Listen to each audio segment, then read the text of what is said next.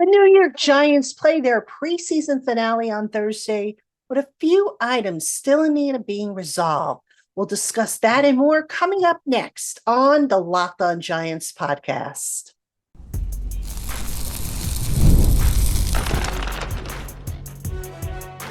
You are Locked On Giants, your daily New York Giants podcast, part of the Locked On Podcast Network, your team every day.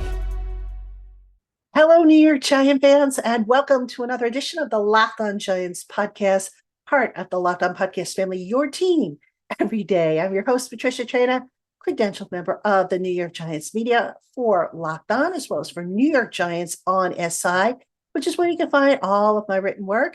And as always, we welcome on in our Blue Crew community members, our everydayers, our newcomers, and everybody in between. And we thank you for spending part of your day with us here on the Locked On Giants podcast. Today's episode of Locked On Giants is brought to you by FanDuel. Football season is around the corner, so visit the FanDuel app today and start planning your future bets now. All right, Giant fans, on today's Locked On Giants podcast, we're going to start off with some areas that still need to be settled, unsettled business, if you will, with the Giants set to host the New England Patriots in the preseason finale. We'll take a look at a few areas that hopefully we'll have some answers to once the buzzer reads 0-0 at the end of the game. So that'll be up first. Then we're going to take a look at some surprises, some superlatives.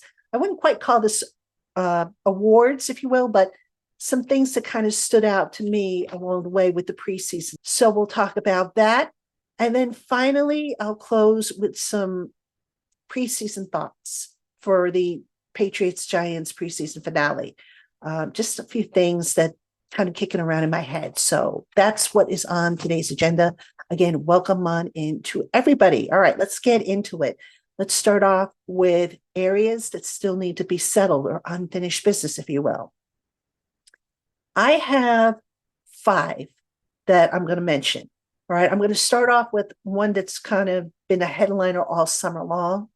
Cornerback 2, the battle between Deonte Banks and Cordell Flott. Now, this has been kind of a weird battle because neither guy, in my opinion, has kind of stepped up and said, the job is mine. And part of the reason for that has been when Banks has been able to play, Flott has not, and vice versa. So injuries have kind of factored in to this or muddied the situation, if you will. I don't know if Deonte Banks is going to play Thursday night. I know he missed practice. He's dealing with some kind of injury that kept him out of the Jets game, but you can't make the club from the tub. And even though Deonte Banks is going to make the club, you know, to me, that cornerback 2 spot is still up in the air.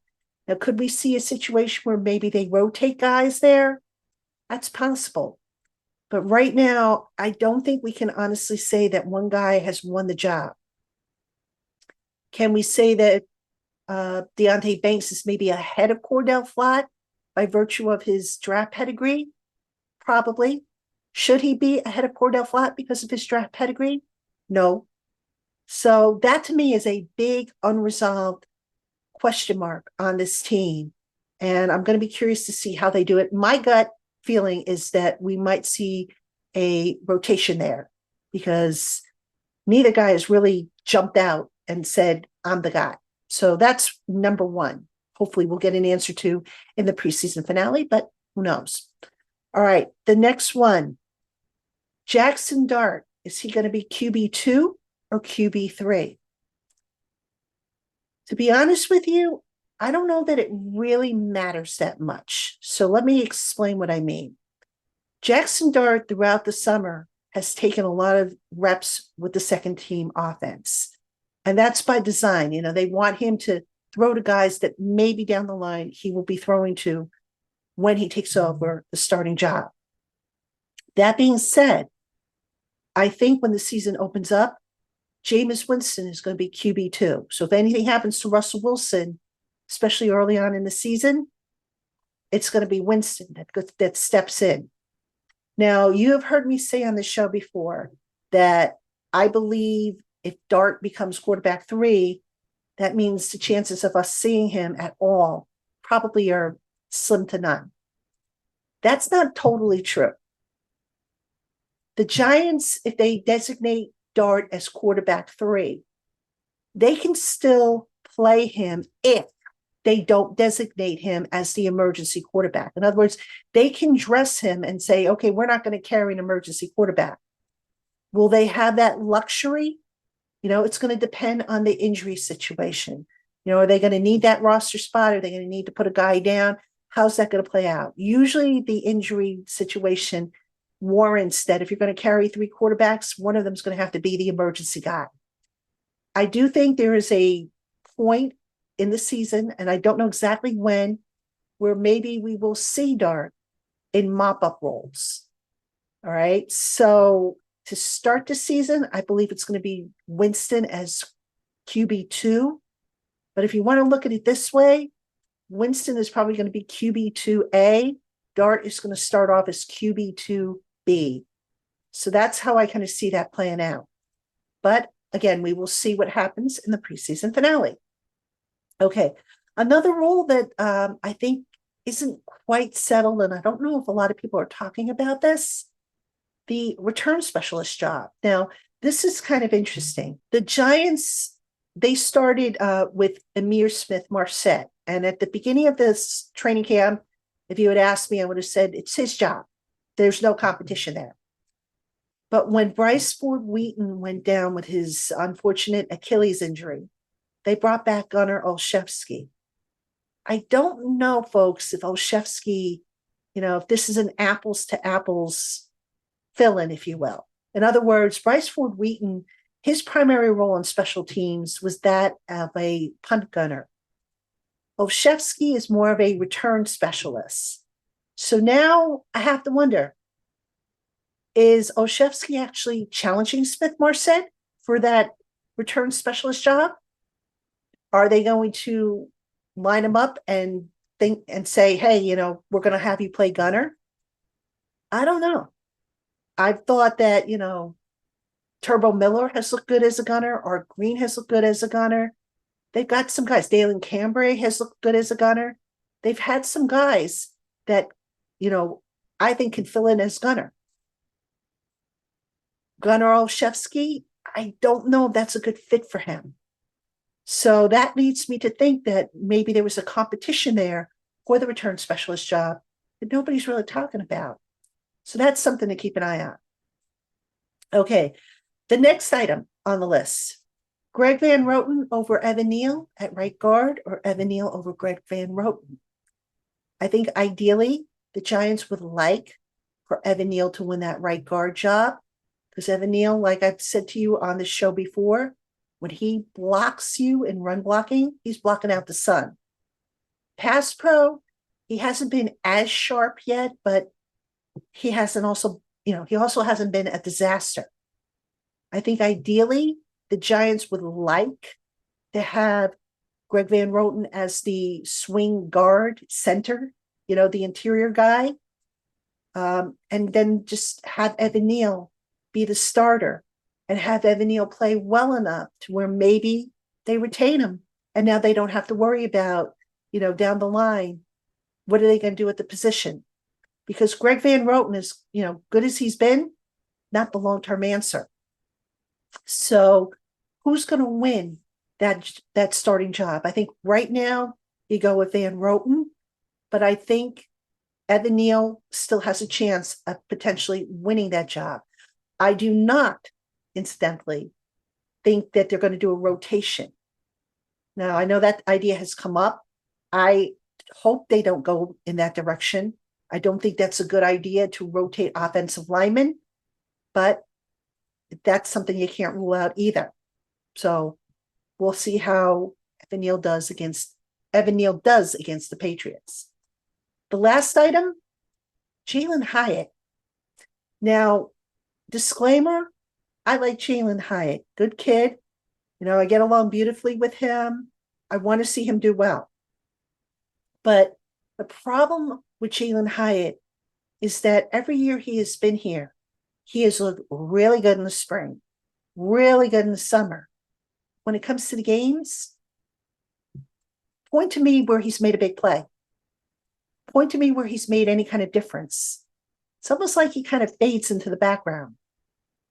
And, look, sometimes you're going to have players who are really good practice players, but when they get out into the game, they're not very, noticeable, or they don't make much of an impact. And sometimes you have guys that are lousy practice players and they make an impact when they get to the game. Jalen Hyatt is probably the former right now. So this is a big opportunity for him. Now, I know he's had some injury issues, some tightness, in the calf, some tightness in the hip, in the groin area. This is an opportunity for him to finally get on the right path moving forward, to get more opportunity. He's worked real hard this offseason, but I don't think he has enough this summer to show for it in game situations. All right, Giant fans, coming up next, we're going to have some superlatives, a few categories that I picked and the players I picked. I'll tell you who, what, where, when, why, right after this.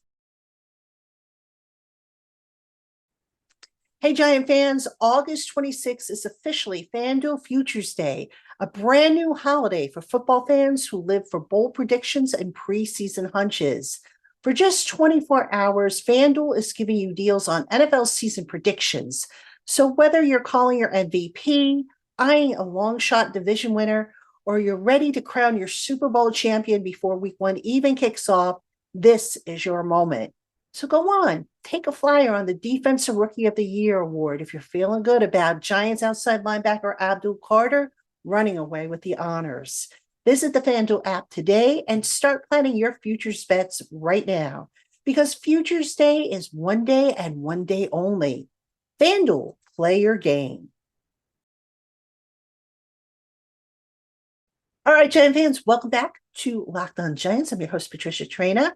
And coming up the rest of this week, obviously, the Giants and New England Patriots preseason finale, which will be Thursday night. Kickoff is at 8 o'clock. So I will have for you, obviously, a show after that. I'll probably take the show Friday morning since it's a late night and it's a home game. And, by the time I get everything together, it'll probably be Friday morning anyway. So I will have that for you as soon as possible. And then, of course, we'll have the weekend, and then it's the countdown to the roster cut down. Now, I've already given you my projections for the 53-man roster. That was on yesterday's show. But if there are any changes, we'll address them. So I'll have takeaways. I'll have all kinds of cool stuff. We'll have a roster reaction show, all kinds of stuff here on the Locked On Giants podcast. Hope you will tune in. All right, let's take a look now at superlatives. So basically, I didn't want to do things like MVP and all that kind of stuff. I did pick a few categories. Most of them are rookie-centric. A few, veterans mixed in here and whatnot. But look, preseason, it's not the time to really be giving out awards, but these are just observations, all right? So if you said to me, all right, who do you think was the rookie stud of training camp? I'll answer that question for you. All right, first up, the rookie stud, okay? Jackson Dart gets my vote, just edging out Abdul Carter. Now, Abdul Carter has been an absolute beast in camp. Jackson Dart, though, has had a little bit more opportunity in the preseason games. And that's what I'm basing this on, by the way. That is not to say that I think Abdul Carter has been quiet or bad or anything like that. But Jackson Dart, since he plays a very difficult position, he's been really solid for the Giants. So according to Pro Football Focus, Jackson Dart has completed 74.3% of his pass attempts, which is first amongst 8 quarterbacks, rookie quarterbacks, who have a minimum of 25 dropbacks. Jackson Dart, I think you can make an argument, and a solid argument, and say that he has probably been the most consistent and the best looking rookie quarterback this summer. So he gets my vote slightly over Abdul Carter. All right, the next one, disappointing rookie. Now, I'm reluctant to do this because injury is a big factor here, but Darius Alexander probably has been the most disappointing rookie that I have seen this summer. To be fair to the young man, he missed all of the spring with an undisclosed injury. What that injury was, nobody knows right now, at least outside of the Giants. So that put him behind. In training camp and in the preseason games, he's been kind of quiet. You can tell he's trying to catch up. Now, I don't know if they have him on a crash course to catch up, but I think ultimately those of us who were maybe hoping that he would be Dexter Lawrence's partner in crime on that defensive line, we might want to pump the brakes there because it looks like it's going to be Roy Robertson Harris who will be lining up next to Dex. Darius Alexander, thus far, has one assisted tackle to show for his preseason effort. It's going to be a good one. There's flashes that you see, but in terms of, the expectations, well, maybe realistically, we all expected a little too much from him. And that's maybe why I have him in the disappointing category. But that being said, I do think he's going to be good down the line because I can remember feeling the same way about Dexter Lawrence when Dexter Lawrence was a rookie. And look at him now. So, I'll give him the benefit of the doubt, obviously. I'm not giving up on Darius Alexander, but he is behind right now, I think, where I think he should be and where I think the coaches think he should be. He'll get caught up, though. Okay. The biggest surprise showing from a Giants rookie. This is not a draft pick, folks. This is a guy who, when I wrote up the player profile for New York Giants on SI, I did not think this particular rookie had a snowball's chance and where of making this roster. Now, I actually put him on my 53. If you watch yesterday's show, you will see I had him on my 53. And I'm talking about outside linebacker Trace Ford, who I think has been better than Tamon Fox for that last spot at outside linebacker. All right, Trace Ford has 3 stops, according to Pro Football Focus, which ties him for 3rd on the team. He's got a team-leading 5 pressures, right? Trace Ford has made some plays, and he's caught my eyes, particularly in the preseason games. I think he's got a legitimate chance of sticking. And if he doesn't make this 53-man roster, definitely try and get him on the practice squad because there's something there to work with. So he's a guy to keep an eye on. Okay, let me see. Misleading showings. All right. I have for this one, Bo Collins. So basically misleading, what I mean by that is everybody's kind of excited about the player, but you look at the production and, the numbers don't quite align with the excitement, if you will. I have Bo Collins. Now, that being said, before I get into the numbers, I do have Bo Collins making my 53 as of, before the preseason finale. But Bo Collins, according to Pro Football Focus, let's see, he has the lowest rating when quarterbacks target him at 42.4, right? The lowest for Giants amongst the Giants pass targets. Bo Collins is ranked 20th out of 20 pass receiving targets on the Giants with a 42.4 target rating, meaning he's 1 of 3.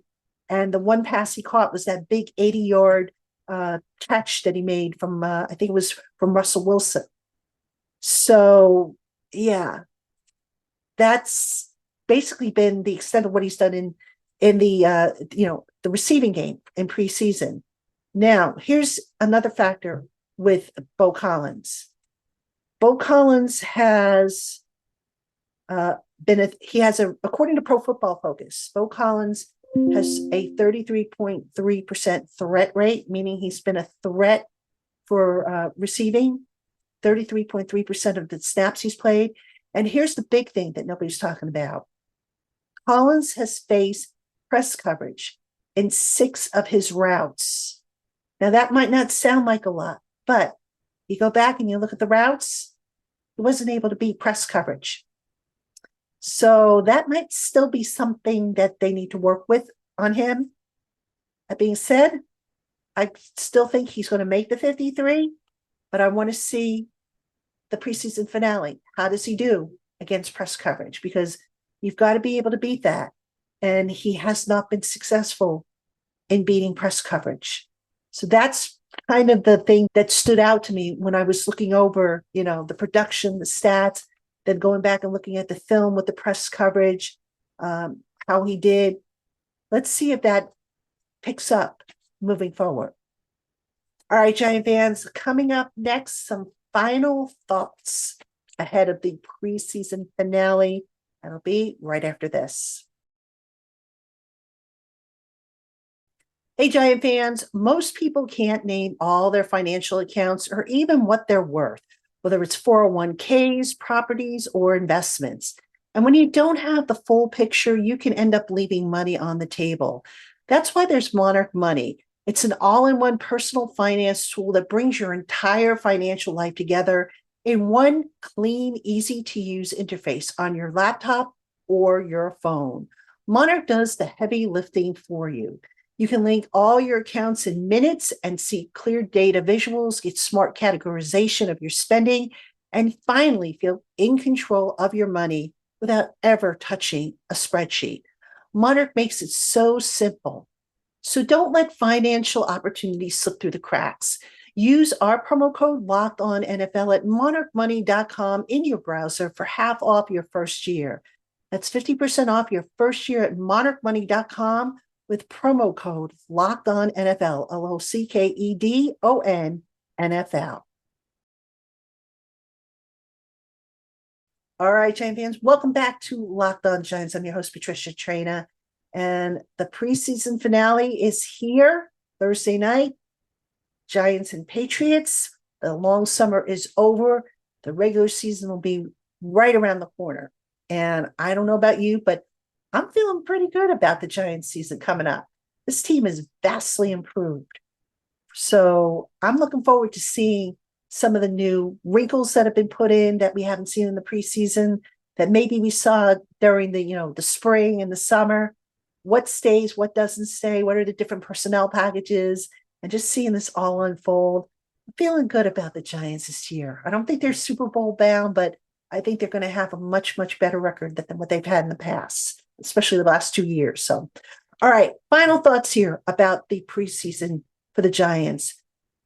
People already are asking me, are the starters going to play? I don't think so.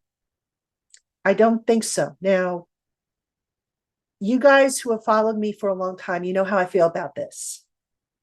I am of the opinion that the starters and key reserves should get a little bit of work every week, that it can't hurt. Brian Daboll, the impression I got, and I'm reading between the lines here now, the impression that I got is he said the other day that there are guys that he still wants to take a look at. So I suspect, given that this is it, he's going to give those guys a lot of snaps, which means sit the starters, sit the key reserves, let them heal up from any bumps and bruises that they have so that come week one, they are fully healthy.